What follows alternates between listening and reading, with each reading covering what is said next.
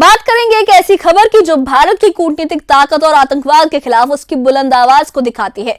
चीन के तियानजिन में हुई शंघाई सहयोग संगठन एससीओ की समिट में भारत ने वैश्विक मंच पर एक बड़ी जीत हासिल की है। जम्मू कश्मीर के पहलगाम में हुए आतंकी हमले की कड़ी निंदा के साथ साथ आतंकवाद के खिलाफ दोहरे मापदंडों को सिरे से खारिज किया गया है।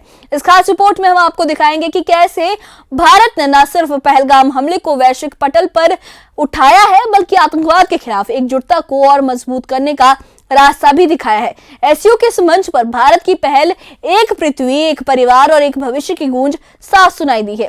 देखिए ये खास रिपोर्ट।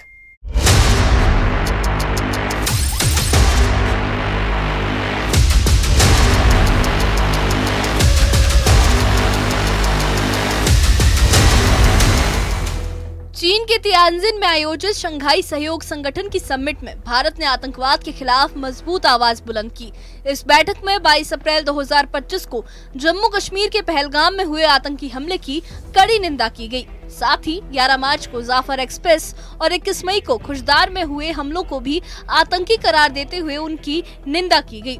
सदस्य देशों ने मृतकों और घायलों के परिवारों के प्रति गहरी संवेदनाएं जताई और कहा कि इन हमलों के गुनहगारों, आयोजकों और प्रायोजकों को सजा मिलनी चाहिए। प्रधानमंत्री ने अपने 11 मिनट के भाषण में 9 बार आतंकवाद का जिक्र किया और दोहरे मापदंडों को पूरी तरह से खारिज किया। एससीओ के सदस्य देशों ने आतंकवाद, अलगाववाद और उग्रवाद के खिलाफ अपनी प्रतिबद्धता दोहराई और भाड़े के लिए आतंकी समूहों के इस्तेमाल को अस्वीकार्य बताया। तियानजिन घोषणा में भारत की पहल एक पृथ्वी, एक परिवार, एक भविष्य की गूंज साफ सुनाई दी। सदस्य देशों ने संयुक्त राष्ट्र के प्रस्तावों और वैश्विक आतंकवाद रोधी रणनीति को लागू करने पर जोर दिया ताकि सभी आतंकी संगठनों के खिलाफ एकजुट कार्रवाई हो सके। एससीओ को लेकर भारत की सोच और नीति 3 मुख्य स्तंभों पर आधारित है। SCO S security, C connectivity, O opportunity. पहले स्तंभ S यानी सिक्योरिटी के संदर्भ में मैं कहना चाहता हूं कि सुरक्षा, शांति और स्थिरता किसी भी देश के विकास का आधार है, किंतु इस मार्ग में आतंकवाद, अलगाववाद और अतिवाद बड़ी चुनौतियां हैं। आतंकवाद सिर्फ किसी देश की सुरक्षा ही नहीं बल्कि पूरी मानवता के लिए एक साझा चुनौती है। कोई देश, कोई समाज, कोई नागरिक अपने आप को इससे सुरक्षित नहीं समझ सकता। इसलिए आतंकवाद से लड़ाई में भारत ने एकजुटता पर बल दिया। एससीओ ने एक व्यापक अंतर्राष्ट्रीय आतंकवाद विरोधी कन्वेंशन अपनाने की जरूरत बताई और सीमा पार आतंकवाद से निपटने के लिए वैश्विक समुदाय से सहयोग की अपील की। सदस्य देशों ने नवंबर 2024 में कुवैत सिटी में हुए सम्मेलन का जिक्र करते हुए अंतर्राष्ट्रीय सहयोग और सीमा सुरक्षा को मजबूत करने की बात कही। साथ ही 2026 में न्यूयॉर्क में दुशांबे प्रक्रिया के तहत अगला सम्मेलन आयोजित करने का प्रस्ताव रखा गया। एससीओ की रीजनल एंटी टेररिस्ट स्ट्रक्चर की भूमिका की सराहना की गई, जिसने संयुक्त आतंकवाद रोधी अभ्यास और सूचना आदान प्रदान जैसे कदम उठाए। खासतौर पर 19 जुलाई 2024 को चीन के सुअर में हुए इंटरएक्शन एंटी टेरर 2024 अभ्यास को सराहा गया। भारत की पहल को भी खूब तवज्जो मिली, जिसमें नई दिल्ली में 3 से 5 अप्रैल 2025 को आयोजित 5वां एससीओ स्टार्टअप फोरम और 21 से 22 मई को एससीओ थिंक टैंक फोरम का आयोजन शामिल रहा। कुल मिलाकर तियानजिन समिट में भारत ने आतंकवाद के खिलाफ वैश्विक एकजुटता को मजबूत किया। पहलगाम जैसे हमलों की निंदा और दोहरे मापदंडों को खारिज करने का संदेश साफ है कि आतंकवाद के खिलाफ लड़ाई में कोई समझौता नहीं होगा। एससीओ की एकजुटता और भारत की कूटनीतिक जीत भविष्य में आतंकवाद के खिलाफ वैश्विक सहयोग को और मजबूत करने का रास्ता खोलेगी। Bureau report, news 18।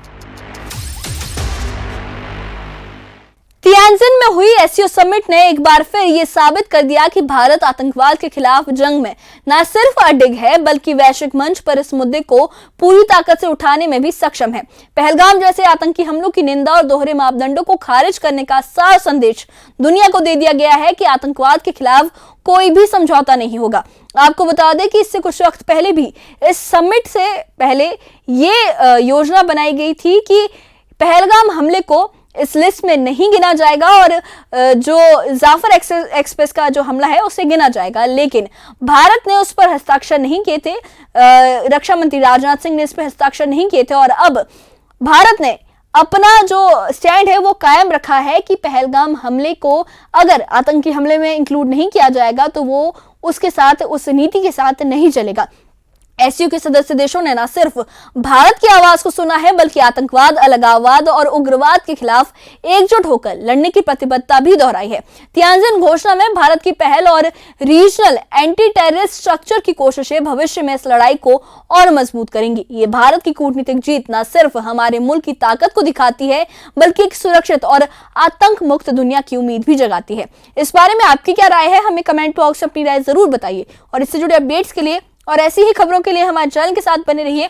हमारे चैनल को सब्सक्राइब करिए। शुक्रिया।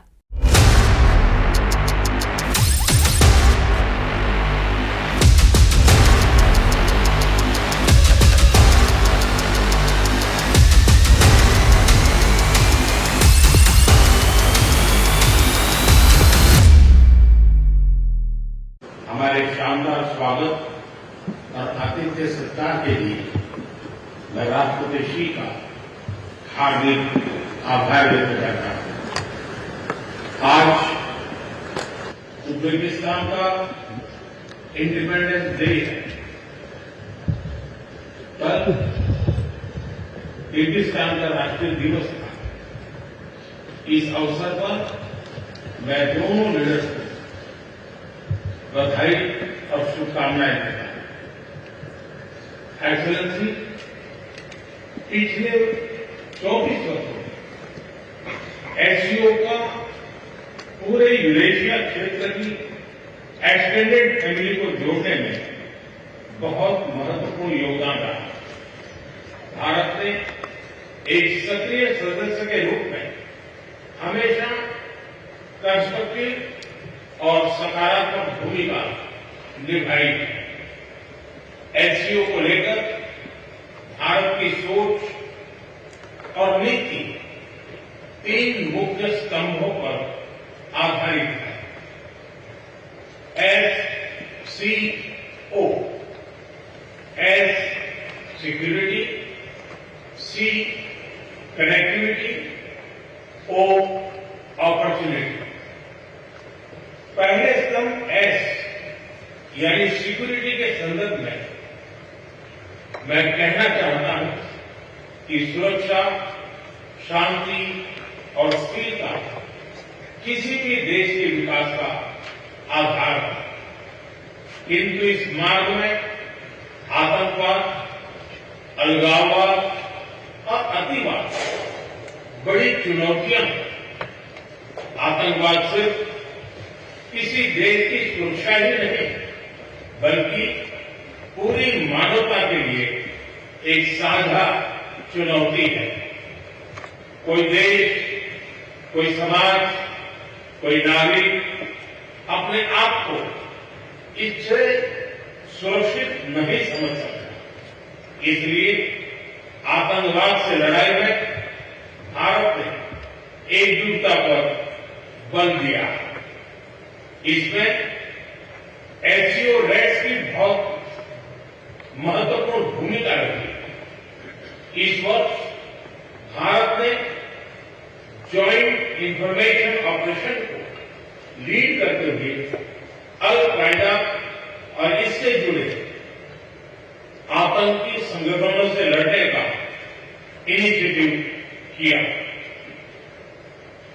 हमने रेडिकलाइजेशन के विरुद्ध समन्वय बढ़ाने और मिलकर कदम उठाने का भी प्रस्ताव रखा। टेरर फाइनेंसिंग के खिलाफ आवाज उठाई।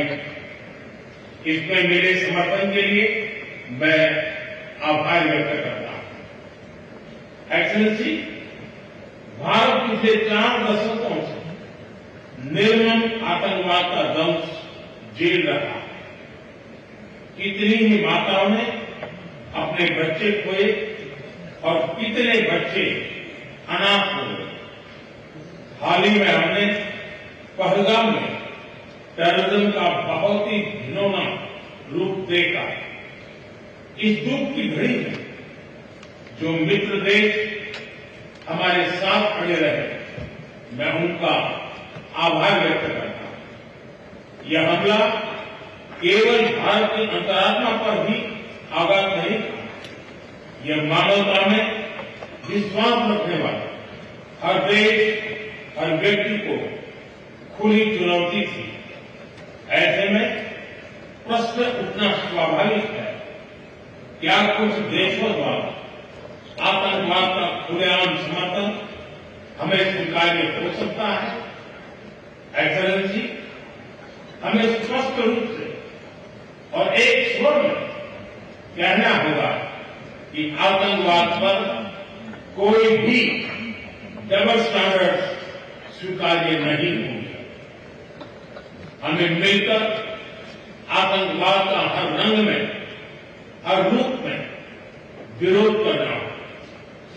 ये मानवता के प्रति हमारा दायित्व है।